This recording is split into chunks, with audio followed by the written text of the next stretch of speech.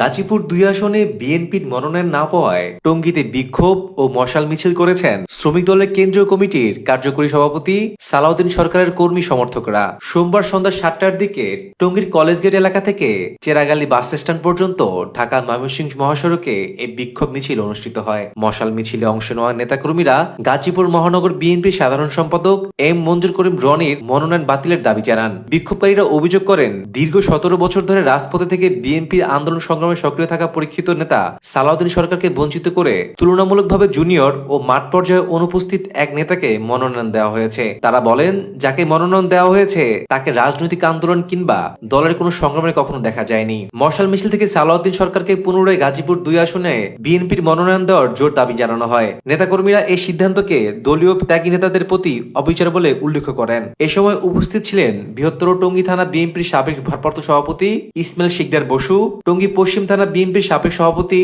শেখ মোহাম্মদ আলেক, টঙ্গী পূর্ব থানা বিএনপির সাবেক সিনিয়র সভাপতি নূর মোহাম্মদ, সাবেক যুগ্ম সাধারণ সম্পাদক জহির আহমেদ, সাবেক সাংগঠনিক সম্পাদক হাজী জসিমউদ্দিন দেওয়ান, স্বেচ্ছাসেবক দলের নেতা আব্দুল হালিম, যুবদল নেতা টুটুল সহ টঙ্গী পূর্ব ও পশ্চিম থানা বিএনপি, ছাত্র ও যুবদলের শতাধিক নেতাকর্মীরা।